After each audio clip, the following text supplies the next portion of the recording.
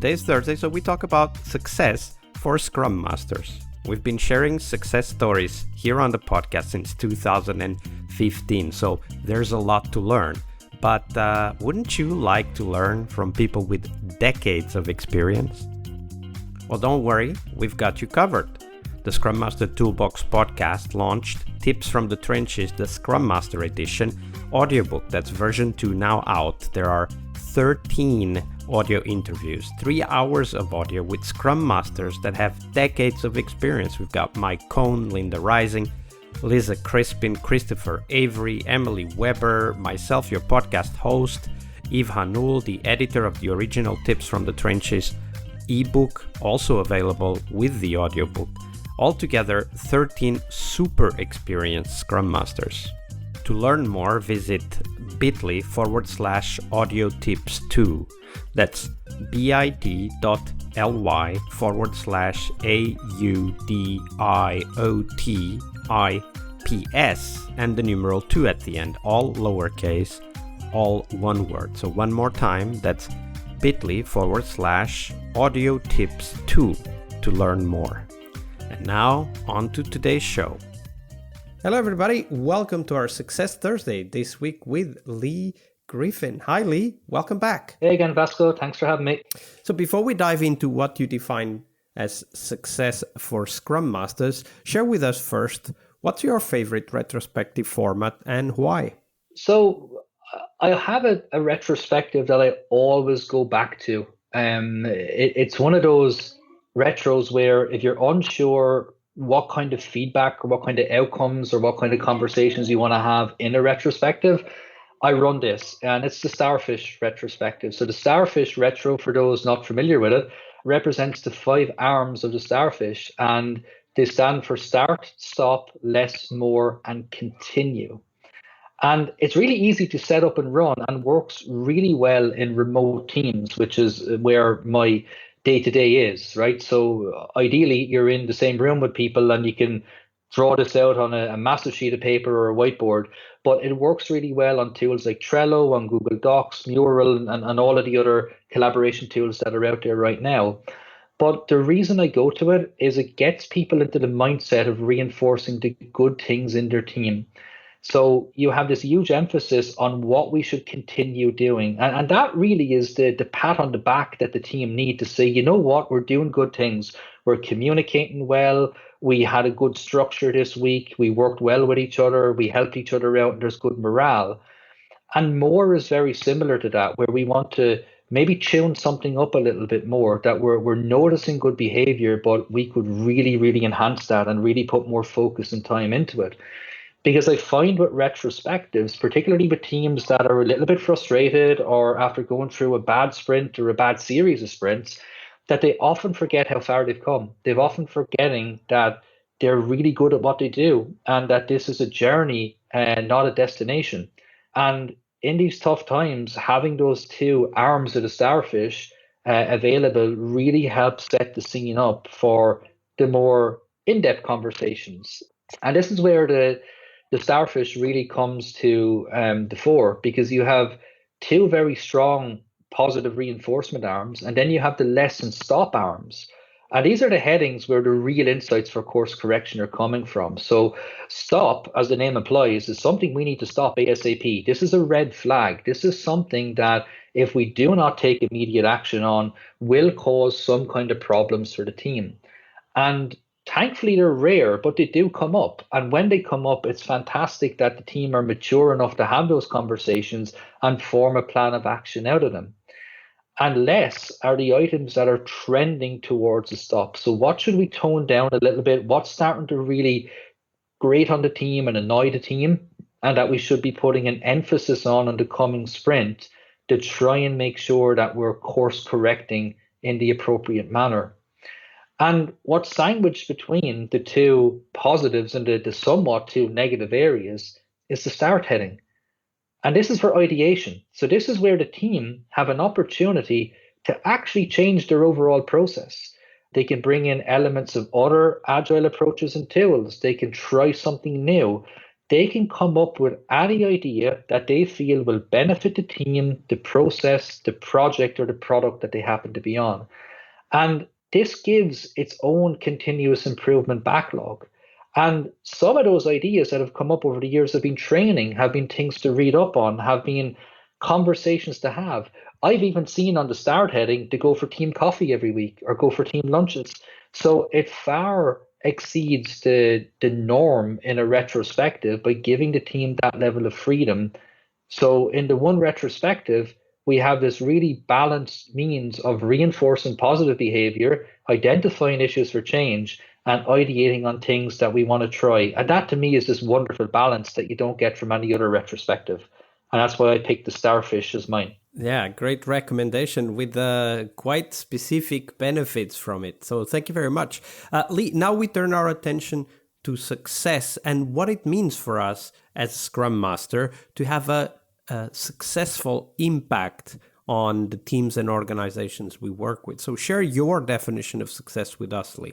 Yeah, sure. And I suppose having come from a development background, my success as a developer would have been the release of the product and the overall team still revel in that success. And as a Scrum Master, you do feel proud. You do feel proud when you see customers happy, when things have shipped and so on.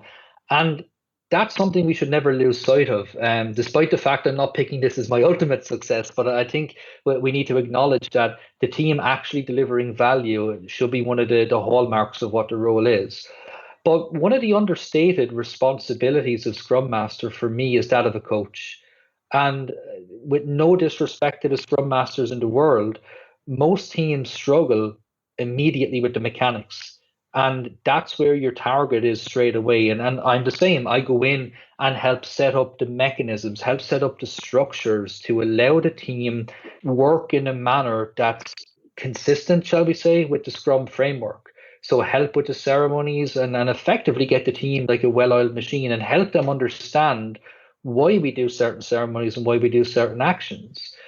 But that's only the beginning of the mindset journey, and the mindset required to move towards this level of sustained agility is something that really interests me. You get to work with teams and individuals, and really your role as a coach is to help them understand approaches, techniques, and solutions to problems they're facing. So not problems you're inventing or problems that you're trying to tell them about. You want them to come to you looking for a conversation and guidance that will ultimately help them arm themselves with the right tools to solve a problem. And that's really the ultimate success criteria for me, is watching people grow, overcome the obstacles that they previously come to you with and that you witnessed firsthand. And you're watching them become not just a stronger team member and a stronger team player, but you're also watching the growth of them as a person. You're watching that mindset grow and you're watching them go into meetings and go into interactions and fundamentally understand why we're doing things like backlog refinement, why planning is important, why value-driven backlogs are a thing. And that to me is one of the key characteristics of an engagement as a Scrum Master. When a team loses their Scrum Master, when the Scrum Master moves on because the business has decided that the work is complete, or the Scrum Master just naturally leaves, like in any job, will the processes stick? That's always in the back of your mind. And if you do your job as a coach, the answer should be yes, and you should be in no doubt about that. And I've left a team within Red Hat, an internal team, nearly 2 years ago now. And I share an office with a large percentage of that team. So I still have a chance to observe the changes, the interactions. We grab coffee, we grab lunch, and notwithstanding COVID-19 has kind of slowed that down in the last couple of months. But for me, getting to watch that team grow without me being involved in it was an absolutely wonderful experience, because I got to watch them continue the trajectory that they had displayed under my guidance and my leadership in that area. And that has to be one of the most professionally satisfying experiences of my life. And again, tying it into the coaching, it is the ultimate success goal for me, because they take this nucleus of the work that I've put in and grown and evolved that to a level that I won't say I didn't believe was possible, but when you start a journey, nobody knows what the destination looks like. And I've watched them adapt their processes to changing market conditions, to changing of team members, which is very natural in large organizations. And they've brought in a lot of interns and junior engineers, and they've immersed them into that way of working. To watch a new hire come in, or an intern who's still in college, and to sit having tea or coffee with them a couple of weeks later, and to see the conversations unfurling about sprint planning and getting their stories in order, and helping to collaborate with the product owner. It's just a wonderful feeling that you know that this team gets it. They understand the mindset and the power of working on the coaching mindset for teams. That is my absolute goal, and my absolute satisfaction from being in this role. Absolutely. It's a quite inspiring approach too, because it is, as you said, it is about setting the stage, planting the seeds that ultimately flourish when you see people take responsibility, when you see people embody kind of the ideas of why we do Scrum. That's perhaps one of the things that most stuck with me from your answer, is this helping teams understand the why, not just the, what are the mechanics. That was great. Yeah, and I'd hope that other Scrum Masters take from this the value of coaching, and to maybe expand your own experiences in this area and go get coached by someone else. So I think that's a wonderful thing, to be the client in that scenario, to learn from other coaches and build a network that will help you grow yourself as a Scrum Master and grow yourself as an Agile coach, because that in turn helps and benefits your teams day in, day out. Absolutely. Thank you for sharing that, Leigh. No worries. Quite happy to. Part of a successful Scrum Master job is to help the product owner. Tomorrow we explore that critical role in Scrum, the product owner role. Tune in to learn about product owner anti-patterns, what you can do to help the product owner, and a real-life example of what a great product owner is and what made it so. Tomorrow on our Friday Product Owner episode. See you tomorrow. We really hope you liked our show. And if you did, why not rate this podcast on Stitcher or iTunes? Share this podcast and let other Scrum Masters know about this valuable resource for their work. Remember that sharing is caring.